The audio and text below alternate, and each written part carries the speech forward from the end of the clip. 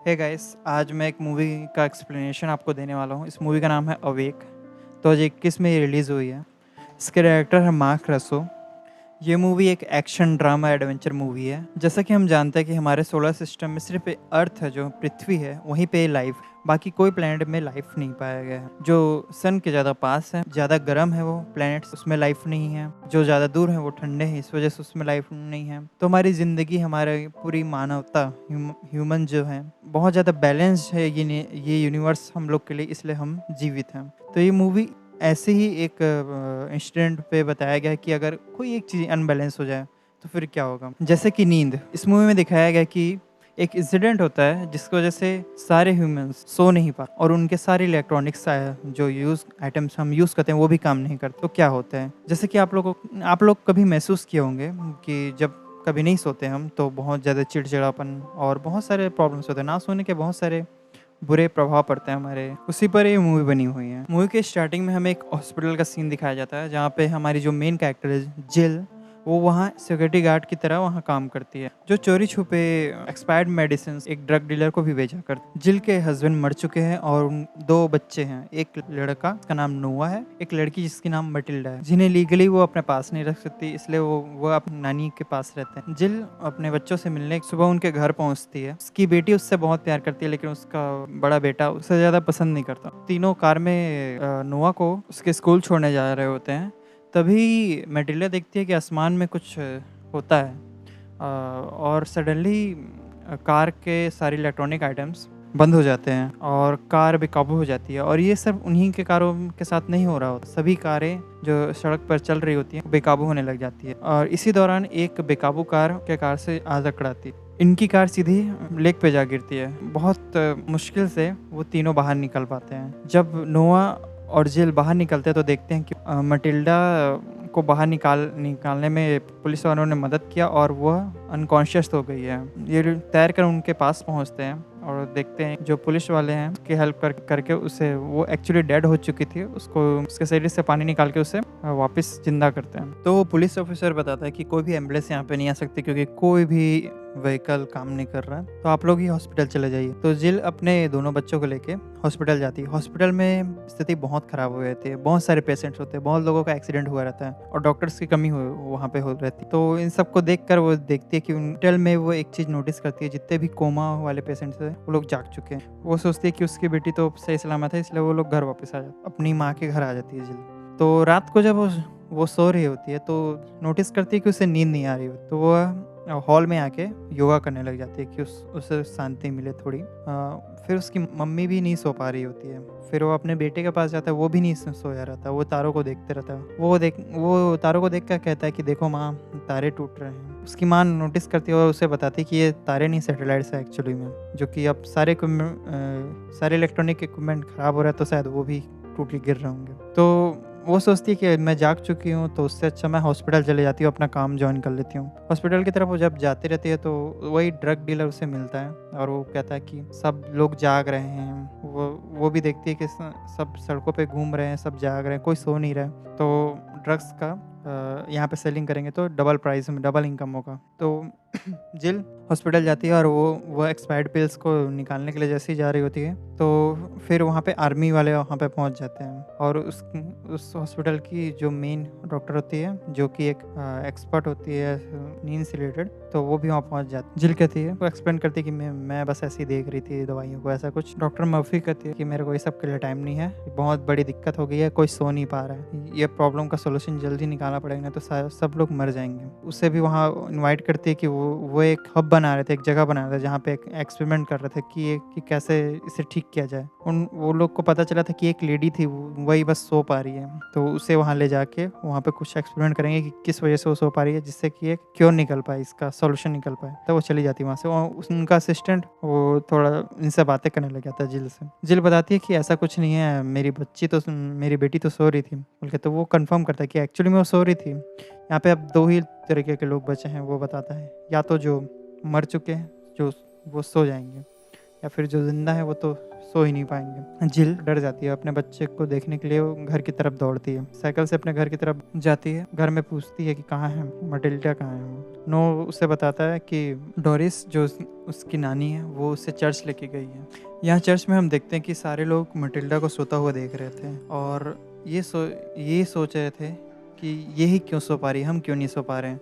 तो उनमें से कुछ लोग सोचते हैं जैसे जीसस ने अपनी बलिदान दिया था, अपना सेक्रीफाइस किया था, वैसे ही इसका भी हम सेक्रीफाइस कर देंगे तो शायद हम सो पाएंगे। यह सोचकर सभी लोग मटिल्डा को मारने की कोशिश करने लग जाते हैं। लेकिन जिल उस डॉक्टर के असिस्टेंट के साथ वहाँ पे पहुँच जाती है और सबको एक्सप्लेन करने की कोशिश करता है ऐसा कुछ नहीं है, वो सिर्फ मेरी बच्ची है और इस प्रॉब्लम का सोल्यूशन साइंस से है ना कि लेकिन लोग क्योंकि रात भर सोए नहीं थे उस वजह से लोग बहुत जल्दी गुस्सा कर रहे थे, बहुत ज़्यादा आक्रामक हो रहे थे। इस वजह से वो असिस्टेंट उन्हें समझाने लग जाता है कि ऐसा कुछ नहीं है, ये साइंस से ठीक होगा, इस बच्ची को हमें ले जाने दीजिए, इस पर एक्सपेरिमेंट करके हम इसका सोल्यूशन निकालेंगे। इतने में ही जो पुलिस ऑफिसर होता है असिस्टेंट पे गोली चला देता है और वो वहीं पे मारा जाता है। इन सबको देखकर मटिल्डा और उसकी नानी वहाँ से भागते हैं वहाँ उस जगह से, लेकिन उसकी नानी वहाँ पर पकड़ी जाती है। और फिर नोआ अपनी माँ को सजेस्ट करता है कि हम लोग वही हब पे चले जाएं, क्योंकि नोआ उस असिस्टेंट के जेब से वो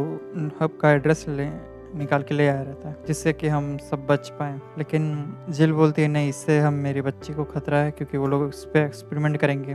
लेकिन नोआ बोलता है कि वैसे भी हम लोग नहीं बचेंगे, तो फिर मटिल्डा का ख्याल कौन रखेगा, वो वैसे ही मारी जाएगी, उससे अच्छा कि हम वहाँ चले जाते हैं और कोई सोल्यूशन निकल जाए। ना चाहते हुए भी जिल मान जाती है। फिर जिल एक गैरेज पे जाती है कार निकाल सके।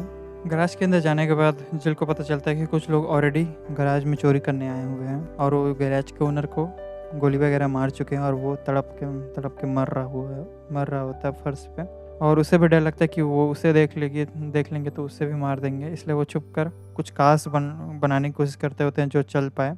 उनमें से एक कार की चाबी को चुरा लेती है। वो एक्चुअली 2 कार बना रहे होते हैं जिससे कि वहाँ से वो लोग जा सके, लेकिन उनको दूसरी कार की चाबी नहीं मिलती तो वो एक कार को लेके चले जाते हैं और एक कार जिल लेके आती है। वो अपने बच्चों को बैठा के वहाँ से निकल जाती है। रास्ते में वो देखती है कि जो 2 लोग एक और कार लेके चले गए थे उन लोग का एक्सीडेंट हो गया है और वहाँ पे बहुत सारी बुलेट्स सेल्स पड़ी होती है, मतलब किसी ने उन पे हमला किया था और उनमें से एक साथी उनका मर चुका होता है और एक साथी तड़प रहा होता है ज़मीन में। जिल उनसे एक बंदूक लेकर वापस अपने कार में आ जाती है और वहाँ से चली जाती है, उन लोगों की कोई हेल्प नहीं करती। आगे अगले दिन वो लोग एक लाइब्रेरी पे रुकते हैं और जिल अपनी बेटी मटिल्डा को शूटिंग करना सिखाते रहती है क्योंकि वो जानती है कि कुछ दिनों में वो मर जाएगी क्योंकि वो लोग सो नहीं पा रहे और नोआ भी मर जाएगा। लेकिन उसकी बच्ची अगर जिंदा रही तो उसे अपना सेल्फ डिफेंस करना आना चाहिए।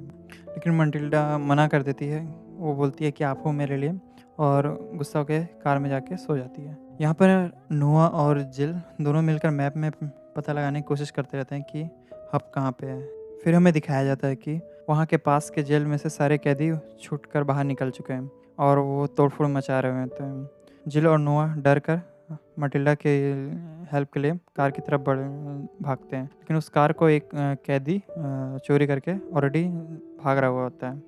फिर जिल और नोआ की जान वहाँ पे खतरे पे आ जाती है क्योंकि वो कैदी सब उन्हीं को टारगेट करने लग जाते हैं कि उसे मार देंगे। तभी जो कैदी जिसका नाम डॉज होता है एक्चुअली वह कार लेकर वापस आ जाता है और वो सब वहाँ से बैठकर भाग जाते हैं। जिल अपने बच्चों के साथ वहाँ से भाग तो जाती है, लेकिन डॉज को गन पॉइंट पे रखती है क्योंकि वो एक कैदी है, वो कुछ भी कर सकता है। फिर हमें पता चलता है कि डॉज वो लोग को कोई नुकसान नहीं पहुंचाता। वो लोग एक एयरप्लेन क्रैश साइट पे पहुंचते हैं। जैसे कि सारी कारें बंद हो गई थी वैसे ही शायद प्लेन्स भी बंद हो गए थे, इसलिए वो प्लेन वहाँ पे क्रैश हो गया था। वहाँ पे पहुँचते हैं और वहाँ से कुछ काम की चीज़ें वहाँ से उठाने लगते हैं। डॉज अपने कपड़े चेंज कर लेता है। जिल मटिल्डा को सिखा रही होती है कि पेट्रोल गाड़ी से निकाल के एक डब्बे में कैसे भरना है। रात को जब वो लोग आगे बढ़ते हैं तो एक गैंग उन्हें रोक लेता है। वो लोग स्टील के सामान से वो ढेर बनाकर रोड को रोक लिए होते हैं और वो लोगों को उल्टा लटकाकर परेशान कर रहे होते हैं। लोगों के एक्चुअली में दिमाग खराब हो गया रहता है क्योंकि सब सोए नहीं होते, तो वो लोग इन पे भी हमला करने लग जाते हैं। हाँ, उन लोगों का उन बुरे लोगों के साथ बहुत फाइट होता है। कार के अंदर ही वो लोग उन्हें बाहर खींचने की कोशिश करते हैं, लेकिन वो लोग वहाँ से बच निकलते हैं। आगे जब वो लोग हब के पास पहुंच जाते हैं तो डॉस से कहते कि तुम कार को ले जाकर आगे चले जाओ जहाँ जाना है, मैं और मेरे बच्चे इसी हब पे जाएंगे। डॉज वहाँ से चले जाता है। जिल फिर अपने बच्चों को एक शैक के पास ले जाके बोलती कि इस शैक के अंदर मैंने तुम्हारे 1 हफ्ते के लिए कम से कम खाने का सामान रख दिया है, और सबसे पहले मैं वहाँ जाती हूँ, अगर मुझे कुछ हो गया तो तुम यहीं पे रहना, और मैं चेक करती हूँ कि अंदर क्या माहौल है, क्या है, अगर सब सही रहा तो मैं तुम लोग को भी ले आऊँगी। तो जिल अकेले आगे जाती है और उस हब के अंदर कैसे भी करके घुस जाती है, और वो एक डॉक्टर के बेस में वहाँ उस लेडी के पास पहुँच जाती है जो सो सकती थी। उस पे बहुत सारे एक्सपेरिमेंट हो रहे थे, उसके ब्लड सैंपल्स निकाले जा रहे थे, बहुत उससे तकलीफ दिया जा रहा था। तो वो उस लेडी से बोलती है कि मैं तुम्हें छुड़ा दूंगी यहाँ से, और तुम जो कि सो सकती हो तुम ही बस बचोगी, और मेरी एक बेटी है वो सो सकती है, वो बचेगी, तो तुम उसका ख्याल रखना। वो लेडी कहती है मैं तो कब के यहाँ चैन से मर गए थे, इन लोगों ने मुझे तड़पा रहे हैं। तो वो उसे छुड़ाने के लिए वहाँ कोशिश कर रही होती है। तभी जो मेन डॉक्टर है, डॉक्टर मर्फी, वहाँ पे पहुँच जाती है और उसे देखकर खुश हो जाती है कि तुम भी वहाँ यहाँ पे आ गई बोल के जिल को देखकर। फिर डॉक्टर मर्फी बताती है कि हमें अभी तक कोई सोल्यूशन नहीं मिला है, हम लोग सिर्फ एक दवाई का इंजेक्शन ले रहे हैं जिससे हम काम कर पा रहे हैं, लेकिन ये हमारे नर्वस सिस्टम को बहुत डैमेज कर रहा है, हमें यहाँ अभी तक कोई सोल्यूशन नहीं मिला, ऐसे ही चलता रहा तो सारे लोग मारे जाएंगे। तो ये सब सुनकर जिल जानते थे कि इनको कोई सोल्यूशन नहीं मिला, तो वो वापस शैक की तरफ बाहर चले जाती कि अपने बच्चों के पास पहुंच जाए। लेकिन उनके बच्चे डॉज के साथ ये हब की तरफ गाड़ी में आ जाते हैं और पुलिस वाले उन्हें पूरा रोक लेते हैं, और इन सबको देखकर जिल भी उन्हें बचाने के लिए दौड़ती है, तो जिल को भी पकड़ लेते हैं। इन लोग को, जिल को और नोवा को एक जगह कैद करके रखते हैं, और डॉक्टर मटिल्डा को एक्सपेरिमेंट के लिए लैब में लेकर चले जाते हैं।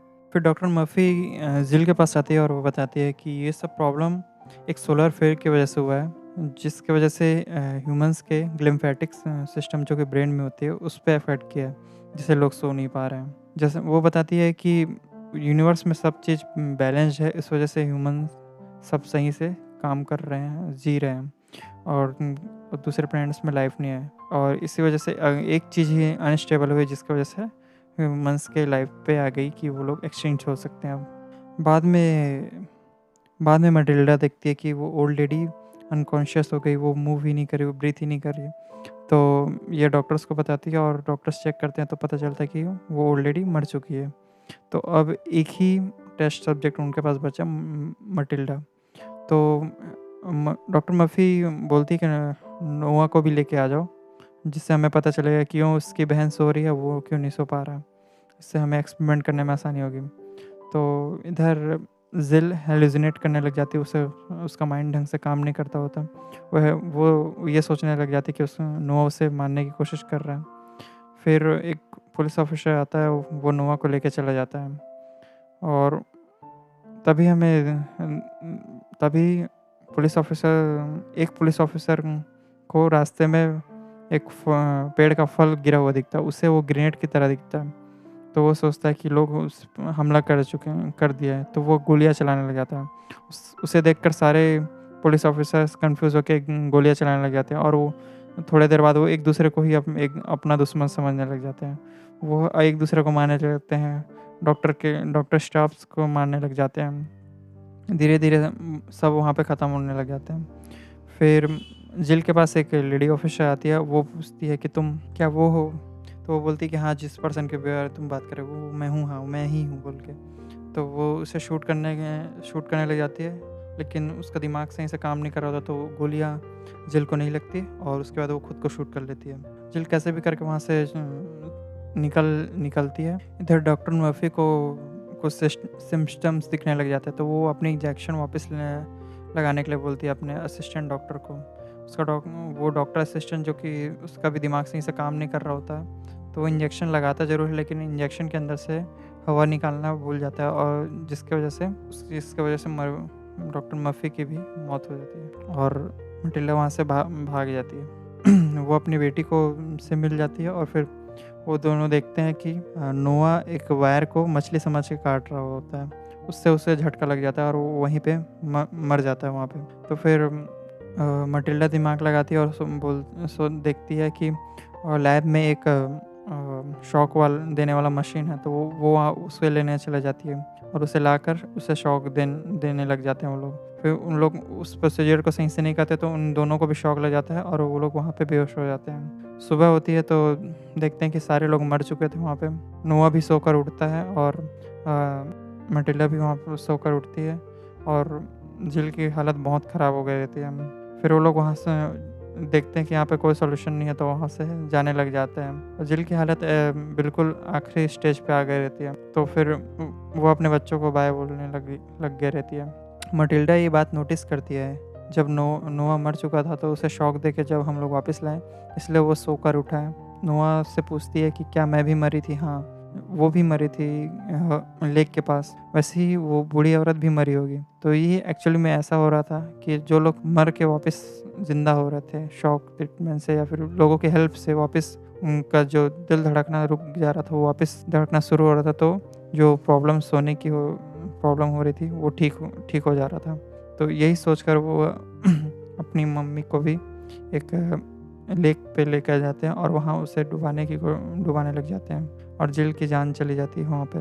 फिर वो बाहर निकाल कर उनके शरीर से पानी निकालने लग जाते हैं। बहुत कोशिश के बाद वो हमें मूवी के लास्ट में दिखाया जाता है कि जिल खांसती है और मूवी एंड हो जाता है यहाँ पे।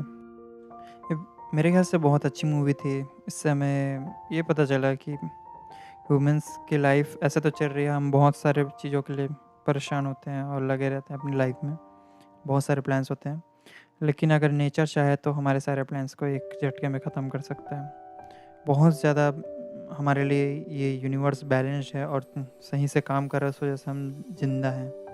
अगर इस यूनिवर्स में कुछ भी ऊपर नीचे हुआ छोटी से भी तो हम पूरा बैलेंस बिगड़ेगा और हमारा लाइफ भी खतरे में आ सकता है।